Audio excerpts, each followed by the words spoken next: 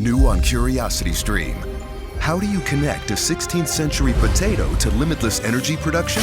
Could Napoleon's toothpick have a direct link to a machine that predicts the future? And how can a 1700s conch shell chart a course to humans connecting their brains to the internet? James Burke's visionary series Connections returns for a new generation. Experience all new Connections. With monthly, annual, and bundled plans, find the one that works for you at curiositystream.com. Good morning. So where are you at this morning? Good morning. I'm in Chicago, Illinois, Very cool Central Time. where it's cold and full of snow. Oh my gosh, no. Well, I'm down here in Atlanta in the ATL, and it's a bit cold for us too at this time of the year. We're not really used to this. Oh man, I would definitely prefer you guys' weather. We pay for it in like July and August, that's for sure. We get yeah, the heat. Yeah. Oh my gosh. But I've been here for so many years now, and the heat just really kind of becomes part of you. And when you got these cold snaps here, it's like, wow, I forgot what that was like. It's like the best weather to live in, though. Yeah, I'll take it over. I grew up in Cleveland, Ohio, so I'll take this weather over that any day. I don't miss that cold and snow trying to get around. Exactly. And it's so tough to get around, just to drive, and I forgot all about brushing off the cars and all that. Yeah, we just hit 14 inches of snow. Oh, So you can imagine how people were stuck all over the streets and couldn't get out their parks, and it was just a mess. So that's when it's snow like that, you literally have to leave out at least an hour and a half early before you're going anywhere. yeah, that's true. Yeah, so it was a mess. Wow, Chicago's great. So have you been there your whole life? Did you grow up there? Yep, born and raised. Yeah, what a great town though, and great for the arts, and you're part of that. Yeah. And it's coming up even more now. Like you have more, I think because of the tax break that the mayor has given the city, you have more people that's coming here filming. You have more shows that's touring here. You have more people that's being bold enough to put up stage plays. Not all of them are good, but they're putting them up. We won't name names here. Yeah, but I mean, it's although they're putting them up. I was talking to someone yesterday at an event with one of the biggest radio stations, Power 92, and I was telling them I think it's important for people to do the research and the study on how to put up, decent productions, because it's a sabotage to the industry. When you have people that may have been a first time playgoer and they're great at getting people out, they know exactly how to talk and how to communicate, and then they get thousands of people out and people are disappointed. So now they judge all shows based off that one bad one. So it's a sabotage to the community as well. Yeah, you want to make sure they're all good and people will go to pay. And Exactly. it's tough in post-COVID times for people to get out and say, hey, look, this has got to be worth my while. Yeah, it does. So that's the battle right now. That's the battle. But I mean, yeah. So your new play, 1800s versus 2020. What is the origin of that play? so I originally was working on a series called the What If series, and I'm making it a series full of short films. So the one question that I asked, one of the what ifs was, what if the slaves from the 1800s were to come here today to 2020 and see how we're living? Or what if the people from 2020 was to go to the 1800s to see how they had to live? And it's such a it's a real it's a subject that I think a lot of people, like, they pretty much scared of that. Like that question scared a lot of people.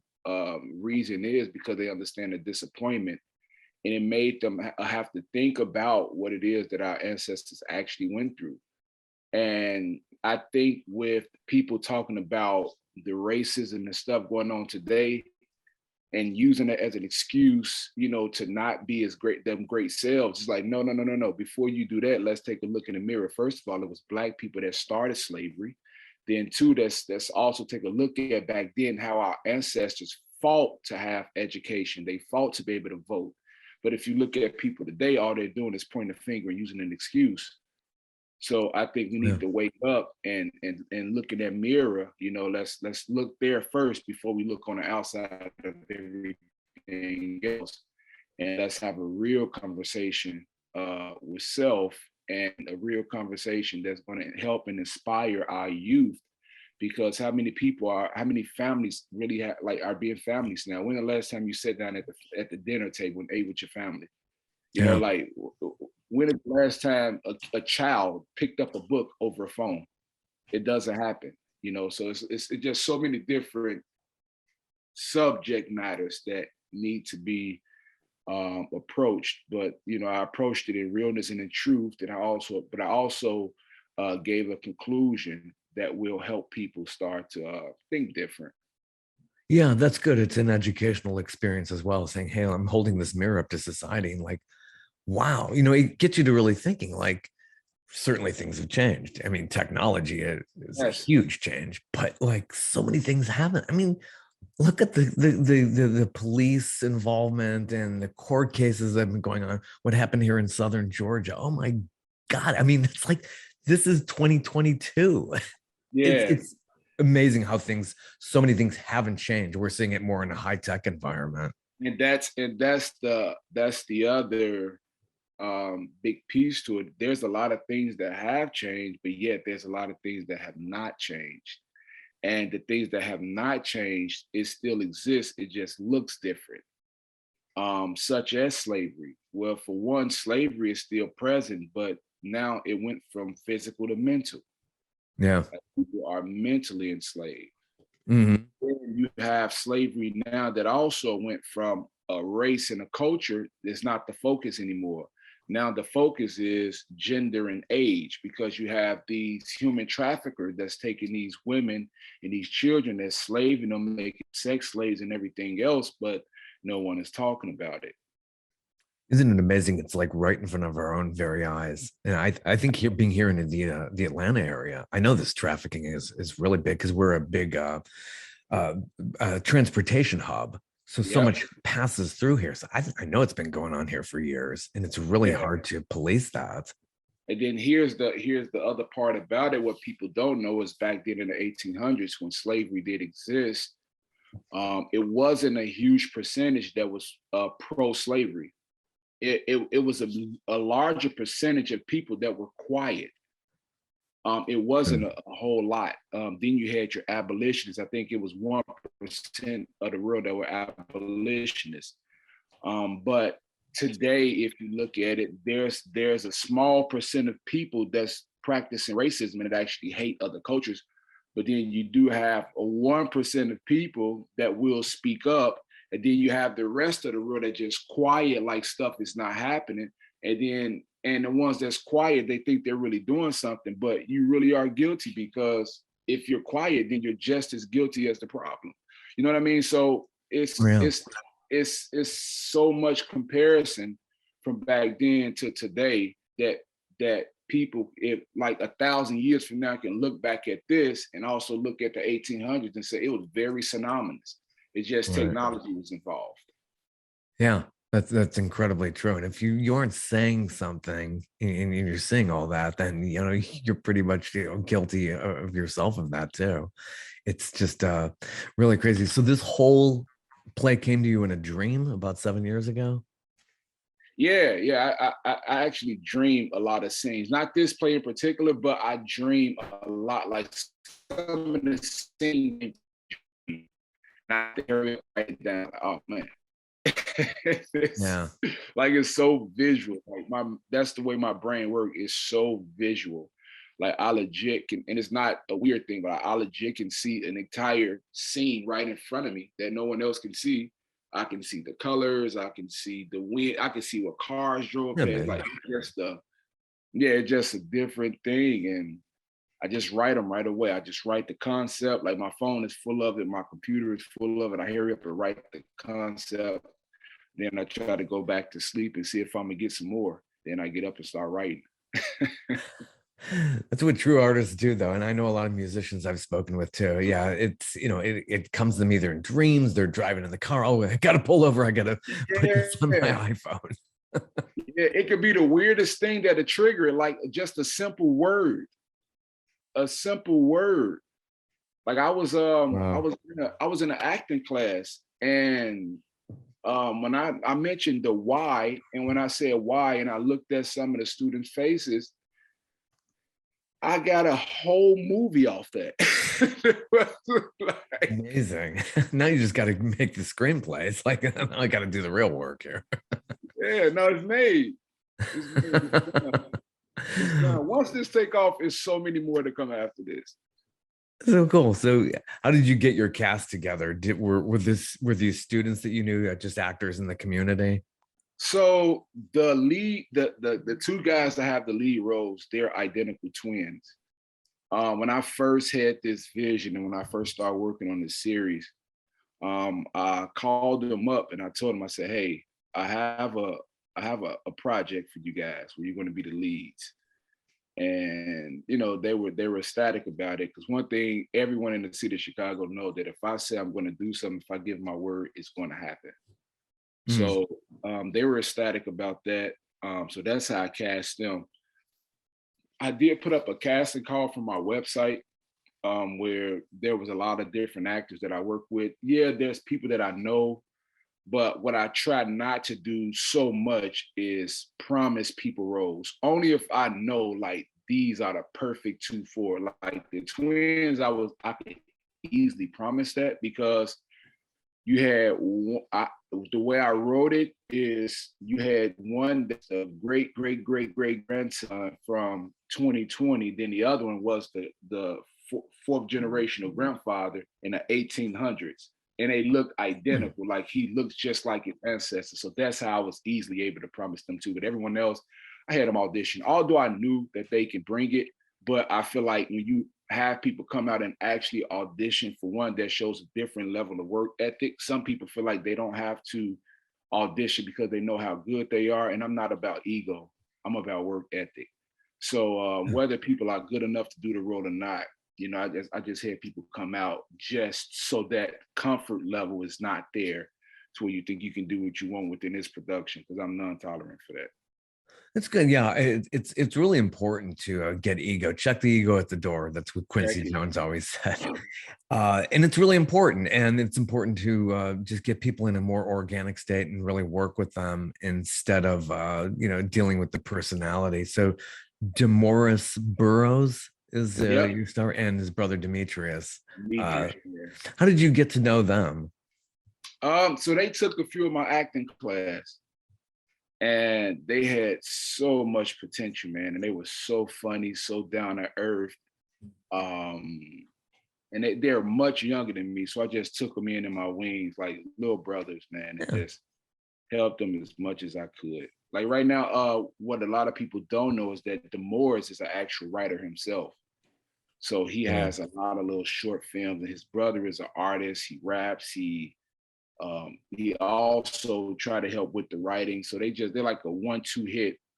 So I try to help on location as much as my experience as I can with helping them produce their short film, just kind of mentoring them and training them through this whole little process. Seems to be a common thread. So he's done some work on Chicago PD, all those Chicago shows. Yes, actually, a lot of the cast, a lot of the cast has been landing, because it's here. It's here. They're filming everything here at Center Space. So a lot of the actors, like Eric Epps, he's been on Chicago Med as well as Chicago Fire.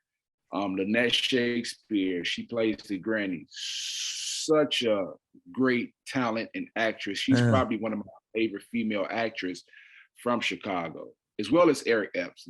These two are my favorite act, and I'm actually working with them. But Lynette, she's been on Chicago PD. the twins, they've been in all type of commercials, and I think it was Demores that was on Chicago PD as well. Then I have Montel Griffin, ex middle heavyweight champion of the world. WBC light heavyweight champion. Yeah. Montel Griffin. He gave Roy Jones his first loss, although it was controversial. You know, he gave Roy Jones his first loss. He has a big name.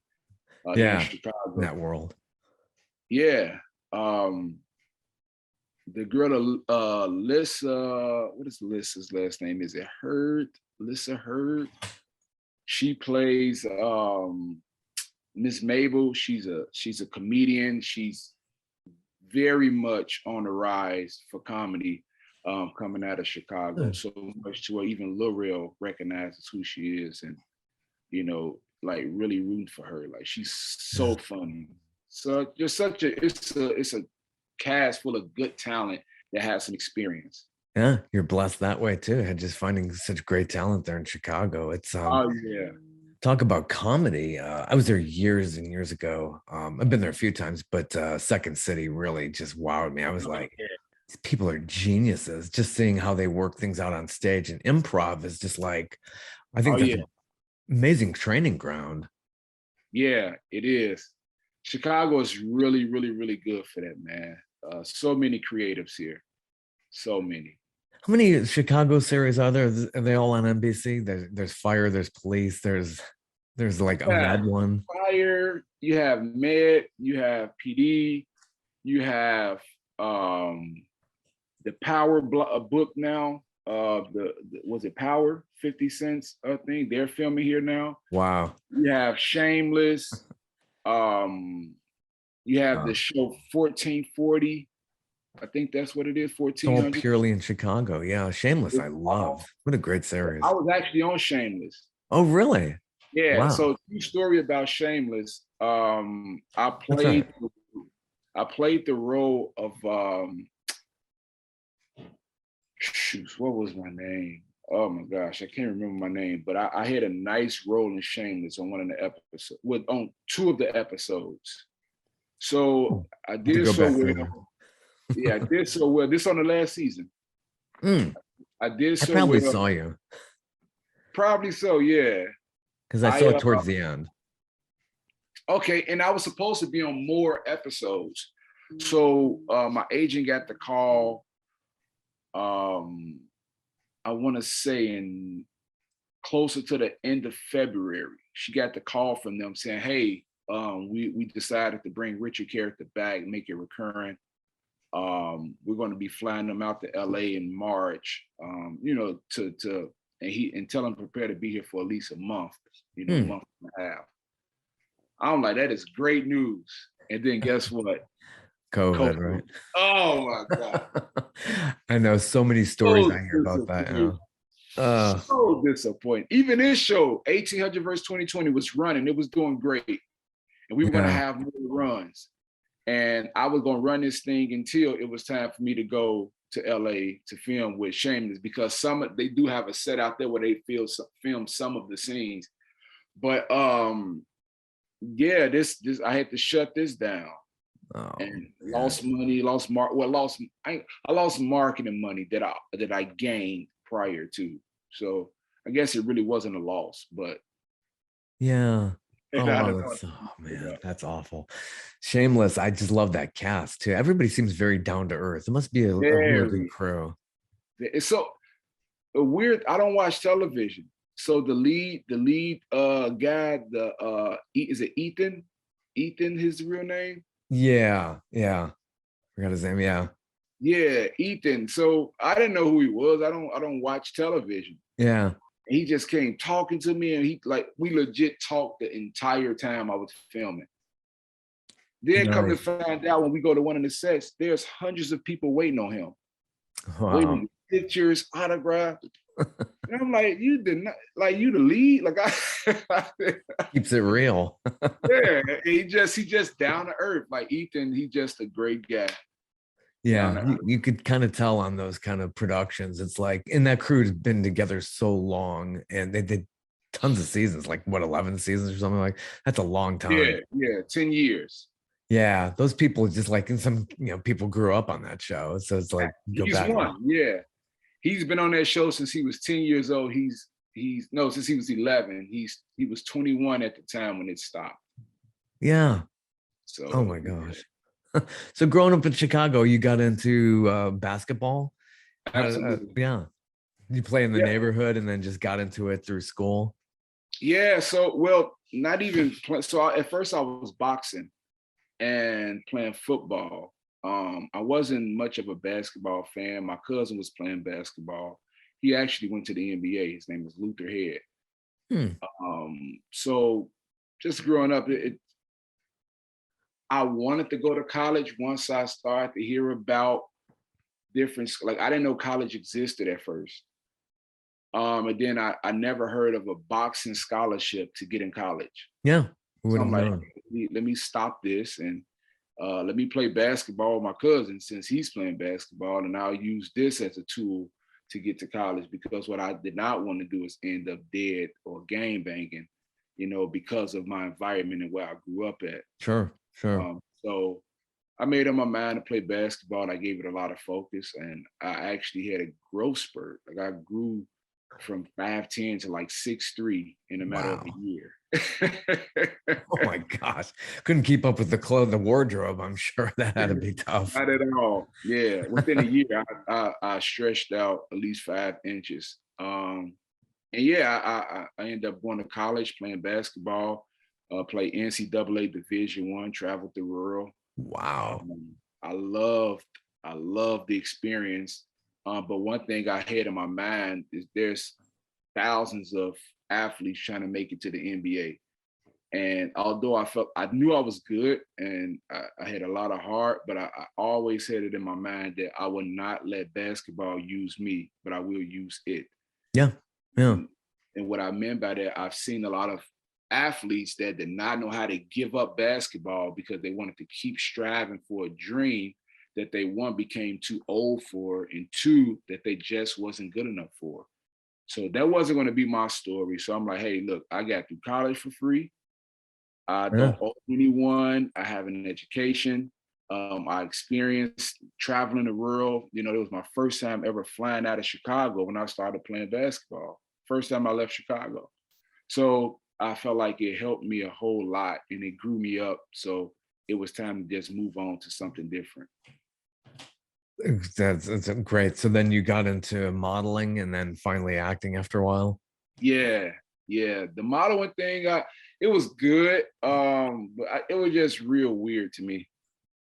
Are you struggling to conceive? You have options, and at Piedmont Reproductive Endocrinology Group, we'll make sure you have the guidance and support you need. PREG is known for individualized fertility care that's unique to every patient. We take the time to provide a reassuring and empowering experience because we believe that you deserve nothing less. Let us help you on your journey to parenthood. Visit us at pregonline.com to learn more. Get the guidance and support you need at Piedmont Reproductive Endocrinology Group. Judy was boring. Hello. Then Judy discovered ChumbaCasino.com. It's my little escape. Now Judy's the life of the party. Oh, baby, mama's bringing home the bacon. Whoa, take it easy, Judy. The Chumba life is for everybody. So go to ChumbaCasino.com and play over 100 casino-style games. Join today and play for free for your chance to redeem some serious prizes. ChumbaCasino.com. No purchase necessary. Void where prohibited by law. 18 plus terms and conditions apply. See website for details. It's like, okay, so I have to walk and. Yeah, that's got to be after doing basketball. Yeah. It's like, if people going to cheer, it's because I done hit a shot or made the slam dunk or something. Like, I just have to walk and that's it and pose. Like, all right. There's a real skill to that, right? So it's like everybody who models, it's like, yeah, you got to have a certain knowledge and a skill on how to strike that pose, I guess. Yeah. I'm like, it's a little weird, Then I guess it came even harder because as soon as I would come out to the runway, you would hear the ladies cheering and, That's got to be weird. No, that wasn't weird. like ladies cheering for. No, you usually think of modeling, you think it's usually females are usually doing that so much, but guys have been doing it too all along, and Yeah, probably more so now. yeah. But it was, I mean, it was a good experience, and it later on transitioned me over to the acting world.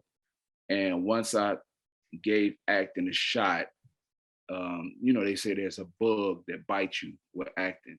Oh yeah. That bug bit the hell out of me, and I've been doing it ever since. I haven't stopped. It's been 11 years now.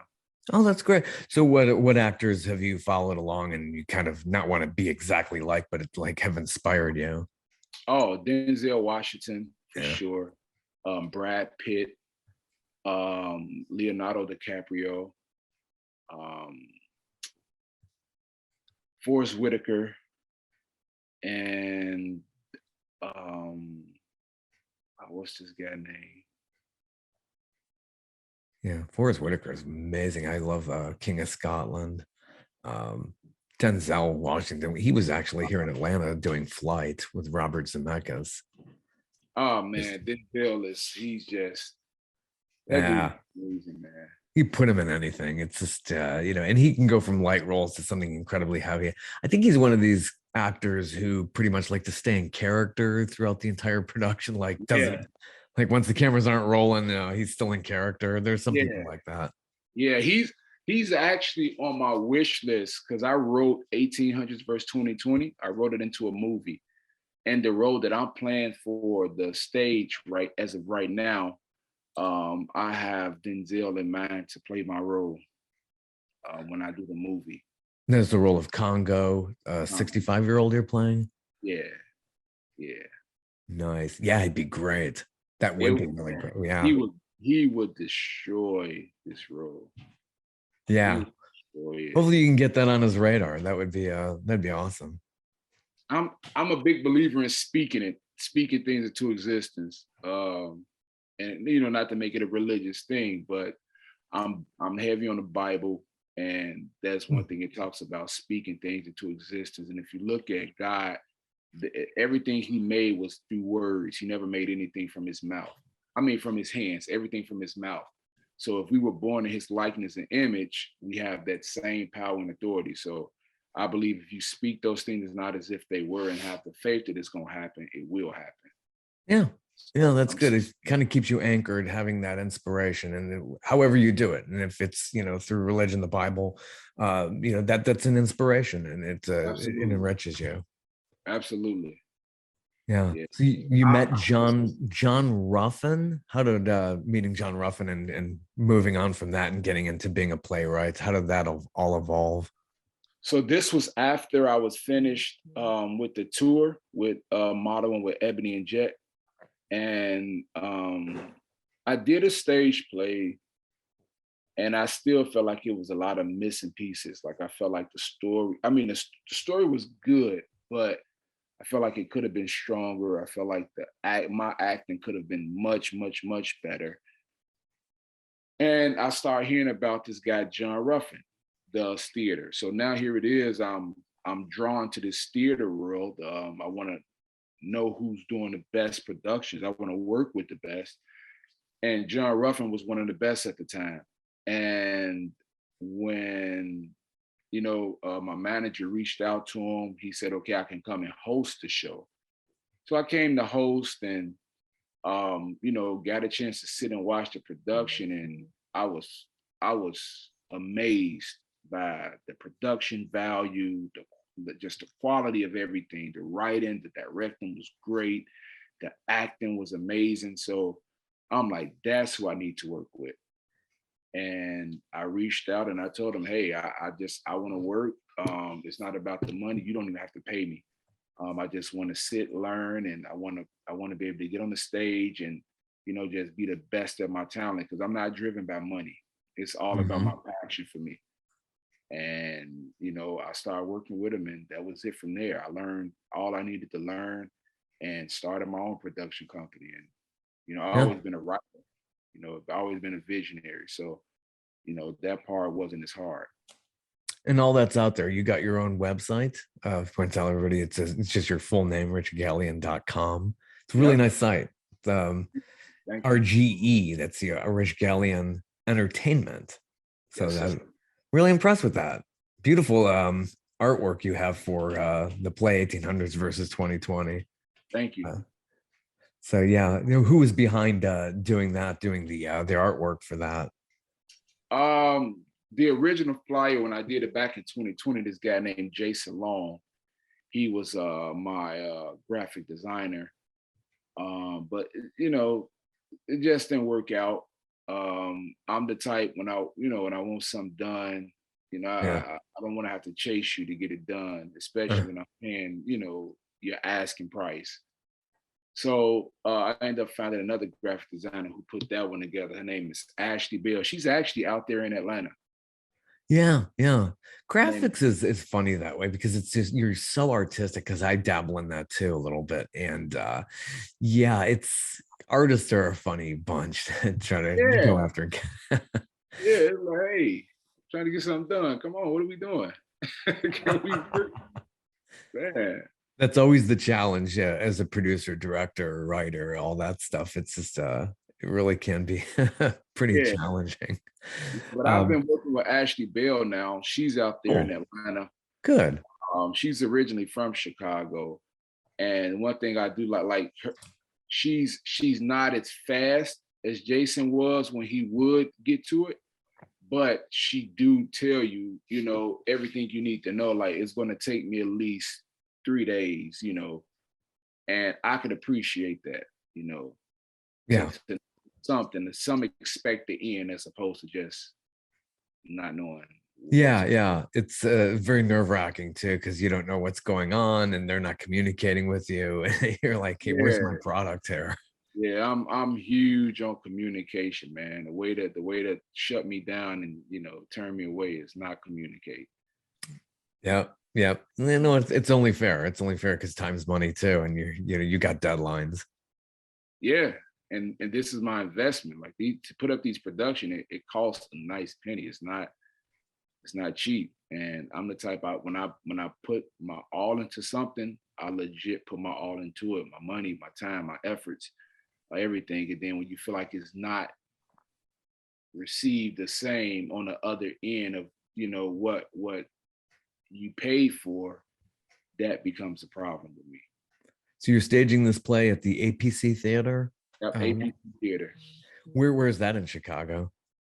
It's on the south side. It's in the Morgan Park area, 114th and Vincennes. Really good area.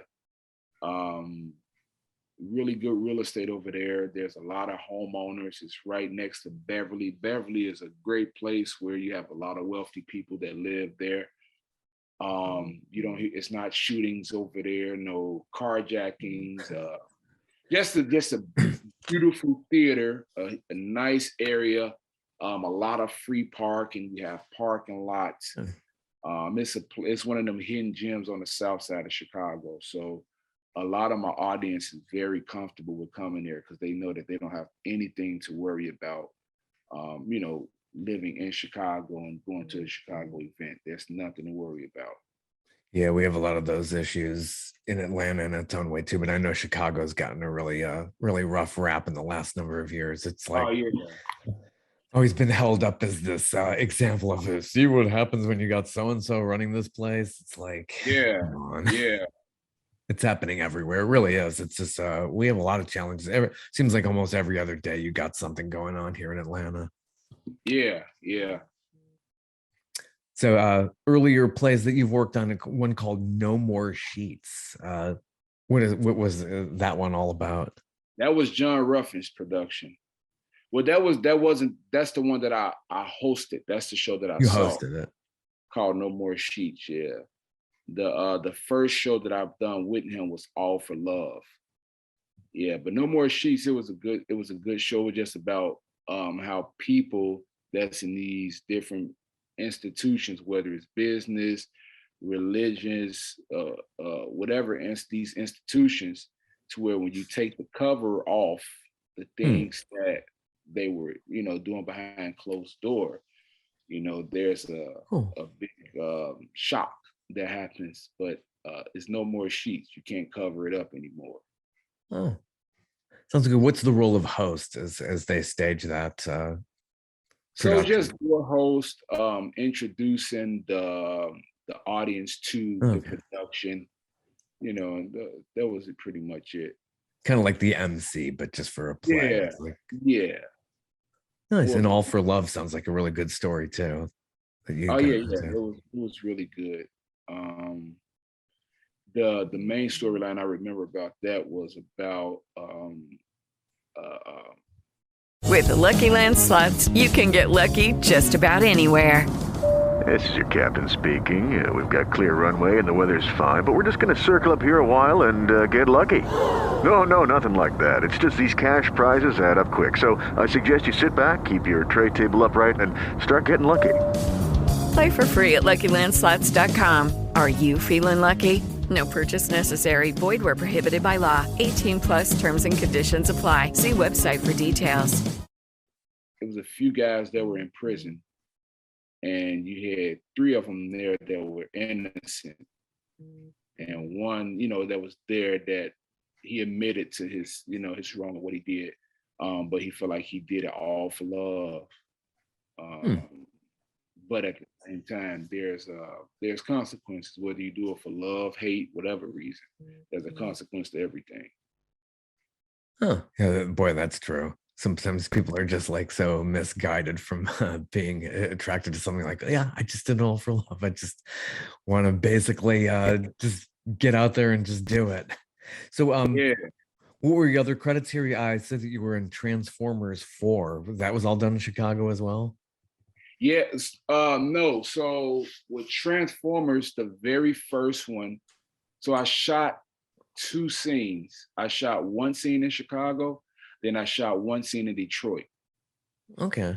But they end up only using one scene. Like Michael Bay, he filmed a lot. Like he get a lot of footage. So his whole thing is he'd rather have more than enough than not have enough, because it's hard to kind of redo that scene. Go back and have to shoot more. Yeah. So he just get a whole bunch of footage, and they just pick and choose, in a cutting room. Like they just pick and choose what they're going to use to help with the story and what's going to move the story. So that's why, the Transformers be so long, because he gets a lot of footage. Yeah, he does, doesn't he? And I've known some of his features. Yeah, they tend to be longer anyway. I was an extra in Anchorman 2, and I did a couple of scenes there, and I could tell Adam McKay was like really shooting a lot. It's like, I bet he had hundreds of hours of stuff. Yeah, it is, man. But what I love was the experience, because I had an actual role, and to this day I still get residuals from it. Wow. Yeah, it was just a great experience. Like you had the car service to come pick you up in the morning with your name on it and get to the airport, and when you get off, you have a driver there with your name and waiting to take you to your areas, and like, it was just so dope. Like I really enjoyed it. Yeah. Oh, that had to be really great having your name on the car. It's like, wow. Yeah. It was like, okay, I can get used to this. I like it. This is a great life. Black Butterfly. Who's in that movie? So that's from a filmmaker here named Mark Harris. Mark was the very first movie I've ever done was with Mark. And the funny thing, when I went to the audition, he told me verbatim the character Daniel that I played. He wrote the movie 10 years before he actually started filming. Yeah. He said when he was writing that movie 10 years ago, when he imagined Daniel, it was legit my face, my height, my body structure. So when I walked in the room, it kind of freaked him out because I was what he saw for the Daniel character.